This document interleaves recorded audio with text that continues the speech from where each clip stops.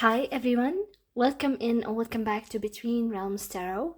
Today's reading is going to be a pick a card love reading, and the topic is going to be about what does the person on your mind like about you? What do they like about you? So this person can be a love interest, it can be a crush, it can be somebody who you dated newly, somebody new that you have met, or somebody that you already have history with. So before we start the reading, I want to remind you that if you'd like to book a private reading with me, or if you'd like to support me and my channel, you will find all my details in the description box below.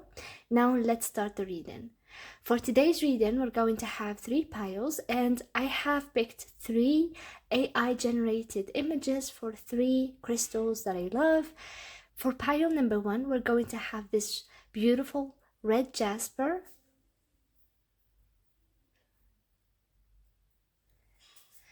For pile number 2, we're going to have this raw aventurine.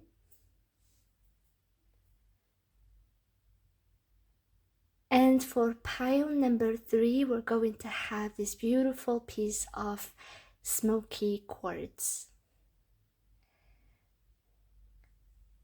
Take a deep breath, relax, take the time you need to choose the pile that draws you the most. It's that subtle voice that tells you that this pile is going to have your answer. You will find the timestamps in the description box below, and if you have picked your pile, let's start the reading. Hi, pile number 1. If you have chosen this beautiful red jasper, this is going to be a reading about what does the person on your mind like about you. Let's start your reading. So pile number 1, we got from the animal spirit deck, we got crocodile, and from the Wild Unknown Archetypes, we got the Bordeaux. From the Lenormand deck, we got Sun and Crossroads. And with the dices, we got Saturn in Pisces in the 10th house. And with Tarot, we got the Knight of Swords, the King of Pentacles, the 2 of Pentacles, the Ace of Wands, and the 10 of Swords. What does your person like about you? Pile number 1 is your capacity to balance, your adaptability. The theme here seems to be that they have seen that you have gone through a lot, that you have went through a lot to be who you are today, and that life wasn't so easy on you, but still you have managed, and you are surviving, and you're a survivor. Pile number 1 with Saturn in Pisces in the 10th house here. It shows that, confirm this pile number 1 in the comments maybe, if you have any reputation, or if people know you to be somebody who maybe gives advice, maybe somebody who serves, maybe somebody who is helpful or does volunteer work, or who's a counselor or an advisor of some type. Because with Saturn in the 10th house, this really gives this reputation of being, especially in Pisces, of being a guide. But nevertheless, your person loves that you have this reputation of being somebody who is helpful, who is a service-oriented person. But with Saturn in Pisces specifically, there is this balance between the dreaminess of Pisces and the spirituality and the mysticism that Pisces carries, and the discipline and the groundedness that Saturn forces us to be at. And your person, pile number 1, somehow sees you as somebody who is creative with Pisces energy. Maybe you have a creative profession, maybe you're an artist. Yeah, Saturn in Pisces, especially in the 10th house, this can be an artist energy, and somebody who practices art professionally, especially with the Ace of Wands, that is creativity at play. And so your person likes the form of your art that you do, they like your creativity, and they like how you can almost manifest the the practical, like manifest your dreams into reality. I feel like if you have a thought or an idea, or you're inspired to have, maybe if you're a writer, if you're inspired to write a story, it would just come perfect on paper. It would just come as you have imagined it.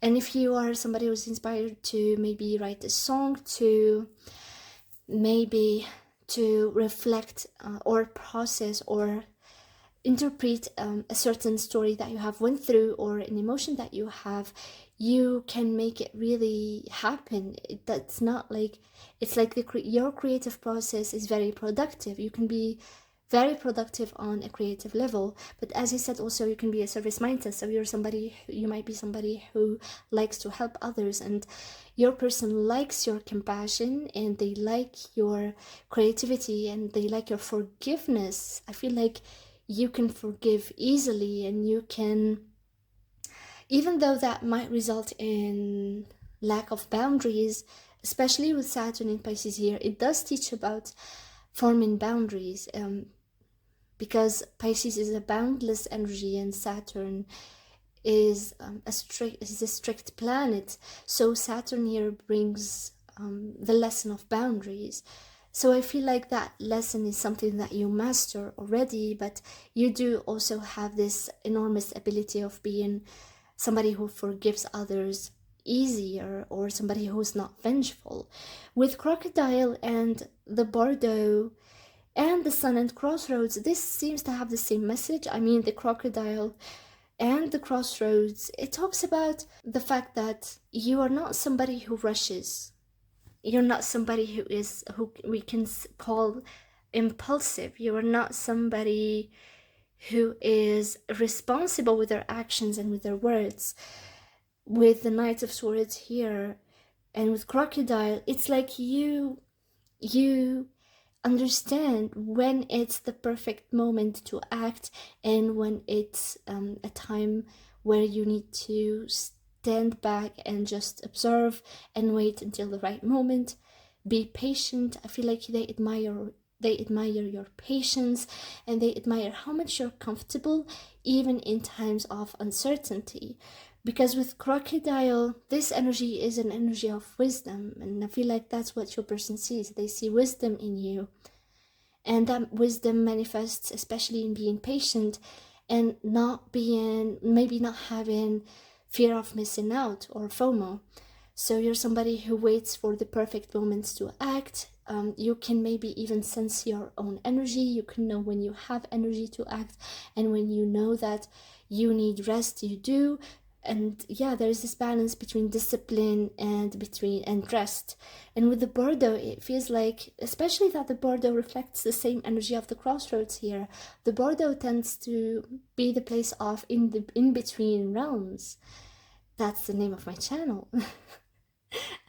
So the Bardo tends to be this place of the in-between. It's the liminal space. It's also, if we can name many examples of where this archetype of the Bardo can exist, it's the place where there's uncertainty, but also it's a place where there is transition, or it's in a place where we're in between choices, or it's a place maybe where nothing is real. Also, there needs to be patience.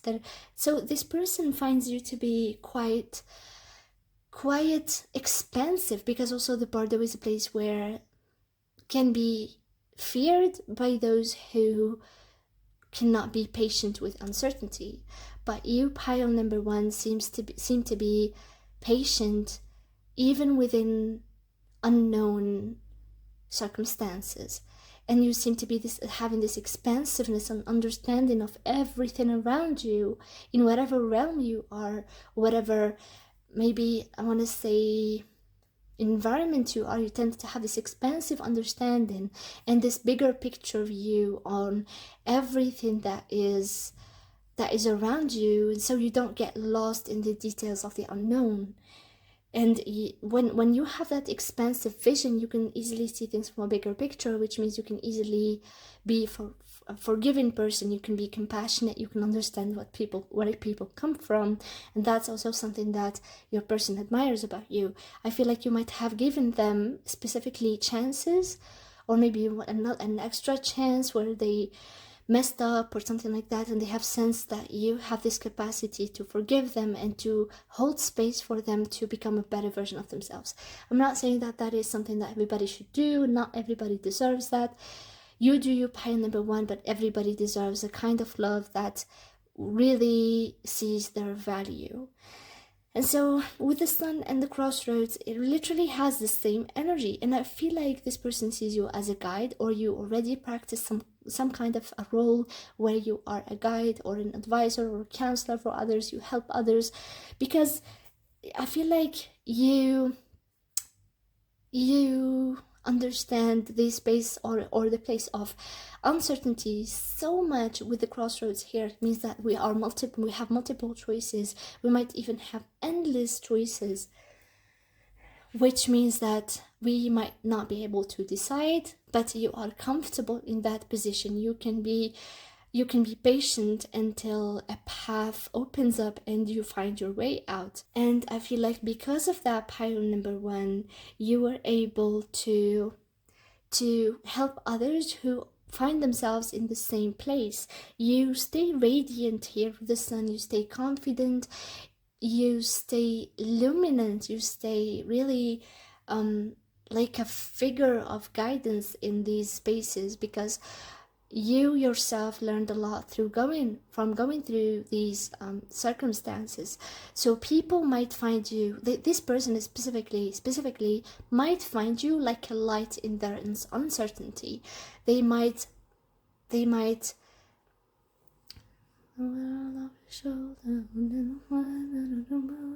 you took the phone to a rainbow when I was leaving the blue. So this person, yes, it's like they found light and you were their first choice. I feel like you project this energy of being a light through darkness, or being a light through hard circumstances, or being a light through uncertainty. You bring light through uncertainty. And because I feel like your person might have had a first-hand experience with this exact thing, and that's why they admire that about you. And I feel like they see that you do that with everybody, especially with the 10th house in here. It shows that this is a reputation that a lot of people can see you, where a lot of people can see you in this picture. With the Knight of Swords and the King of Pentacles here, and the Two of Pentacles, as I said, you know the exact time when to rush towards your goals, and that's they admire your determination and your ambition and motivation to be somebody, I want to say, who's secure and stable by themselves, somebody who is responsible, somebody who's independent. With the King of Pentacles and with the Two of Pentacles, it feels like they see and they like the fact that you can balance between being determined and ambition, and between being ambitious and being grounded and just down to earth, and wait and until the right moment appears so you can rush towards your goals. And with the Ace of Wands, definitely this talks about your sense of creativity, the way you're inspired, you're always excited, there's always something new that comes. It's like there is not boredom, that they always feel excited by you. They always feel like there's a new adventure, and they think that you will always be fine, and they like that about you. They like the fact, as I said, that you bring them this sense of excitement and inspiration with the Ace of Wands.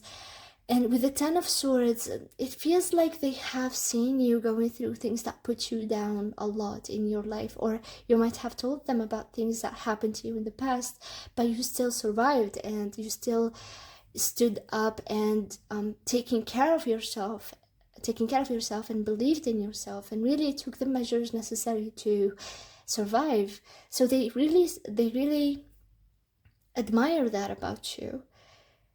So I think that's it, pile number one. Yeah, that's all that the cards are saying for today. If it I hope it helped you or gave you insight this reading. If it resonated, please press the like button, comment down below, and subscribe so you won't miss any future readings. And if you'd like to support me on my channel, or if you'd like to book a private reading with me, you will find all the details in the description box below. Thank you so much for watching pile number 1, and see you next time. Hi, pile number 2.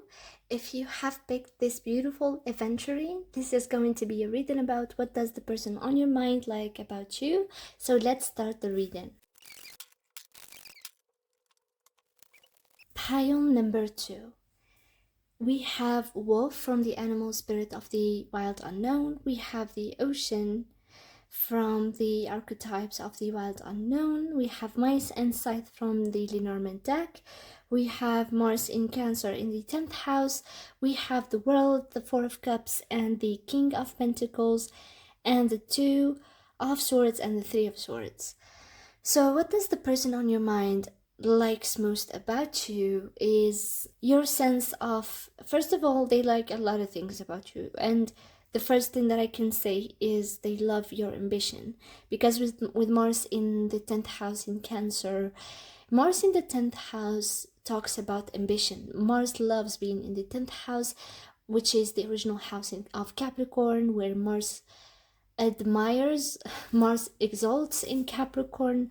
And so Mars in Capricorn has this ability to direct its energy in the right way, but it's literally in the sign of Cancer, so that's where Mars debilitates. That's not what Mars likes to be. And so what does this reflect? It reflects this tendency to be ambitious and driven despite looking calm, or despite looking like somebody who's soft, somebody who is maybe feminine in nature, maybe somebody who's nurturing with this Cancerian energy. But when Mars sits in Cancer, this gives the inner drive and the passion, and it gives also the energy a certain imprint, which is an emotional imprint. It's like you have an emotional drive to be ambitious and to succeed, especially build a reputation of yourself and for yourself. And yeah, this Mars shows somebody who is calm, and that who looks calm, and who looks dispassionate, maybe even apathetic with the 4 of Cups here. But what you actually are is somebody who's extremely ambitious, somebody who's driven, and who has goals to achieve. With Wolf here, Wolf card talks about somebody who is a family-oriented person, or somebody who tends to, because the wolf tends to care about the tribe. The wolf leads the tribe. The wolf is loyal to the tribe, and they are protective also. Mars in Cancer also is a protective person. With Wolf here, I feel like your person sees that you're somebody who is protective of the people they care about. You tend to defend the people you care about and you love. You tend to stand by their side and fight for them and fight next to them. And that's what they love about you, pile number 2, is that you have this nature of you where they can feel safe next to you, whether you're defending them or protecting them or guiding them somehow. This person likes the fact that they can find solace, they can trust that they will be safe next to you. With the ocean, this shows really that emotional energy with Mars in Cancer here, because the ocean in the archetypes of the wild unknown talks about an extreme depth that cannot be tamed, a depth that is boundless, a depth that doesn't want to be, it's like, it's nature. So the ocean cannot be contained by a person, but an ocean tends to dissolve us. This card literally talks about dissolving the ego. And this reflects the type of wisdom that you have, the type of understanding of everything that is around you. And I feel like this person admires your depth, I feel like what I'm hearing right now is that they might not have dated much, or even if they have dated much, they did not meet somebody who has the depth that you have, pile number 2, and they admire that about you. And it's like, it feels like they admire the fact that even though you are this person who's maybe family oriented or somebody who's protective, but also you have this psychological depth to you. And I feel like you tend to be somebody who's introspective, and that's also something that your person likes about you. With Mice and Scythe, I feel like, yeah, it's like the message here is very clear, especially with the Three of Swords. I feel like with the World, it's like you might have gone through a lot, and I feel like you can be somebody who is exposed, or I don't want to say, it's not exposed, it's more like you have a global reputation where a lot of people might know you or interact with you, might be a friend to a lot of people, or it's like you might have this, you might be recognized by a lot of people. But I feel like you did suffer through that, especially with the Three of Swords, Mice and Scythe. I feel like you went through a lot of things, maybe relationships or friendships, or maybe even situations in your workspace, or maybe a lot of corruption with the Mice here, because Mice talks about a suffering, because mice tend to, as you see in this imagery of this card, really, the mice tend to eat through everything. As you see, they eat they can eat your food, they can eat your clothes. I mean, I had a hamster. My hamster was called Pinky. My hamster used to eat my clothes, literally. He used to eat my clothes. He eats like he eats through everything. He ate through my copybooks. He ate through my documents, my clothes, my everything. He ate through everything, and it's this destructiveness that these small and cute animals tend to have, just out of survival and out of, you know. And yeah, I feel like your person sees you as somebody who has suffered a lot of losses because of that, with Mice and the Three of Swords. And because of that, you have decided, it's like you have decided to cut through what is unnecessary and what causes you loss, whether it was people or situations or things or jobs or bosses. You tend to cut away everything that you don't need, and you don't fear. I feel like you don't fear losing things because you have suffered loss before, and you decided to cut everything away that does not serve you, or that you know crosses your boundaries or drains your energy or eats away at you, especially with the Three of Swords in here. And with the Four of Cups, yeah, I feel like there is a huge ambition in you, and I feel like you don't tend to settle. You don't settle. You're not satisfied with little things. You would really like to really get things in your life that meet your standards. So with the World, I feel like your person sees you as somebody who's achieved, or somebody, especially with the Ocean, it's like they see you as somebody who achieved lessons and you carry a lot of wisdom. But with the Four of Cups, yeah, I feel like there are a lot of things that you have suffered through, but still there is stability despite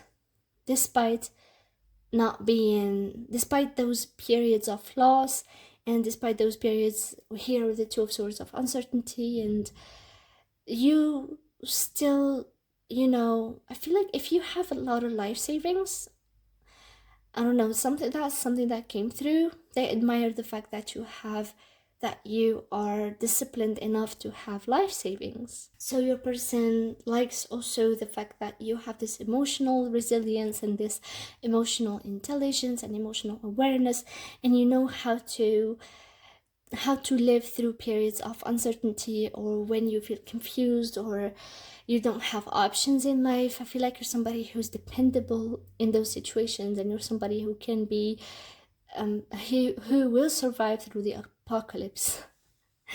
Yeah, that's I don't know. I laughed a lot through this reading, so I feel like maybe your person tends to, maybe your person likes that, likes also that. I feel like you went through a lot, and that gave you the emotional resilience, but still you carry on with a lot of emotional intelligence. So you might even laugh in moments where it's hard. But with the wolf here, definitely you're somebody who recognizes the responsibility and you take accountability of your actions. So that's what your person likes about you, pile number 2. I hope this reading gave you insight or guidance in any way. If you resonate with the reading, please press the like button. Comment down below what do you think, your thoughts, maybe your situation, and subscribe so you won't miss any future readings. And if you'd like to book a private reading with me, or if you'd like to support me and my channel, you will find all my details in the description box below. Thank you so much for watching pile number 2, and see you next time. Hi, pile number 3. If you have chosen this beautiful smoky quartz, this is going to be a reading about what does the person on your mind like about you. So let's start your reading. Pile number 3. With what we have here, Saturn in the 3rd house in Taurus, we have elk from the animal spirit, we have prayer from the wild unknown archetype, we have fish and mountain from the Lenormand deck, and we have the 10 of swords, the 3 of swords, the death card, the queen of wands, and the 10 of pentacles. And I want to say that what they like most about you is your huge potential for success. We start here with Saturn in the 3rd house in Taurus, and what do I see in here is that they admire the fact that you have a very mature way of thinking. You're not childish. Maybe that's something that they would like to label when they see somebody who is not mature. They see you as mature beyond your years, and they like that about you. They like the way that you think. You think long term, and you have long term plans for an abundant future here with Saturn in Taurus. Also, you might be somebody who spends in a healthy way. You don't splurge much. You know how to deal with money. With Saturn in Taurus, I feel like you just know exactly where to put your money, and you know how to put the exact effort needed into maintaining and gaining and maintaining that abundance, especially in the 3rd house. Very mature way of thinking, and very mature and very grounded. I feel like when you speak to them and when you talk, you have this wise voice, grounded voice. There is this grounding energy to your voice, this abundant and very earthy feel to the way you speak and to the way you communicate and to the way you think.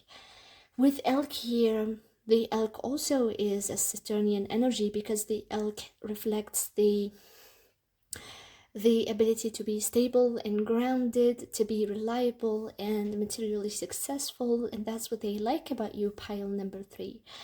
Also, the elk has this confident energy about them. I feel like the elk may be sometimes stubborn, and we see that reflected in the elk. And in the Saturn in Taurus, there is this, I don't want to say arrogance. No, it's not arrogance, it's strong-headedness. You're somebody who's strong-headed. And with the Queen of Wands, just after the death, it shows somebody who holds their head high even after an ending or after pain. So it's like you like to always keep your dignity, to always hold your head high, and they like that. You might identify somebody who has a classical aesthetic of clothing. You might be somebody who enjoys wearing neutral and earthy colors. With the prayer here, and they like that about you also. They like the way you style your clothing and the way you do your hair and the way you just present yourself as a whole. And with the prayer, they do like the fact that you have a faith in a higher power. The prayer talks about somebody who will bow to a higher power, somebody who has faith in a God, who believes in God. And they like that about you. They like the fact that at the hard times you can pray, you can ask for help, and you can also have gratitude for the many blessings that you have. And they like the fact that you're grateful, and you like that they like the fact that you're not, even though you have this dignity aspect to you and this strong-willed and confident person, you're also somebody who's graceful and somebody who's peaceful and somebody who will be grateful to the blessings that they have in life. But with Fish and Mountain also, I feel like, and with the Three of Swords, the Ten of Swords, and the Death, it all reflects this quality of you just finding ways to succeed despite obstacles. Whatever obstacle that life throws at you, you will find yourself out of it. It happens. I feel like they see this as an extremely powerful way of existence. This is a superpower for them. And yeah, I feel like it's not like they might see you as somebody who's lucky, but they recognize that whatever you got in life at this point, pile number 3, doesn't only come from pure luck. It comes from a lot of work that you have gone through and a lot of effort that you have put in. With the Ten of Swords and the Three of Swords and the Death, you might have maybe had an ending with this person exactly, or it just reflects a lot of pain and betrayal that you have been through before. And that really, it's like, despite all of that pain and despite that sense of loss, and sometimes you were put to the ground and defeated, but with the Death card, it always transformed you into something better. It always made you become a better version of yourself, and you always tend to move on. At the end, you move on. At the end, you become a better version of yourself. You better yourself. And you don't cling to the past, to the hurt of the past. You just let it go. After learning from it, you let it go, and you become this Queen of Wands and the Ten of Pentacles. So it's like, not only you get over all of the pain that you went through, and however much time it took you to do that, you did it anyways. And so they like the fact that you have this ability to transform and rise out of the dead here with the Queen of Wands and become your confident self again and look just as beautiful as ever. And they love that about you. And with the Ten of Pentacles, they know that you have all of the potential and you're ready to explore your potential to long-term and endless success. And they recognize that. They have this knowing, they see you as somebody who has this potential for long-term success, and you will do everything it takes to have it, especially materially wise with the Ten of Pentacles, but also when it comes to every goal you ever wanted in life, because with Saturn in the 3rd house, it really shows that life taught you how to do hard work. Life, it's like you have street knowledge here with Saturn in the 3rd house, and it taught you how to do it. You just have the knowledge and the street knowledge necessary to rise again and build, finally, like, become the final boss. Become the final boss here with the Queen of Wands and the Ten of Pentacles, where you have it all. And they love the fact that whatever life puts in your way, you will ascend beyond it. You will just move beyond it, and you will achieve whatever you want. And so yeah, this person loves the fact that you're confident and always successful. They will always trust that you will be definitely okay. You will always be this confident and this beautiful. They love the way you dress. So yes, pile number 3, this is all I have for you for today's reading. I hope it resonated with you. If it did, please press the like button, comment down below your thoughts, maybe your suggestions, and subscribe so you won't miss any future readings. And if you'd like to book a private reading with me, or if you'd like to support me and my channel, you will find all the details in the description box below. Thank you so much for being here, pile number 3, and see you next time.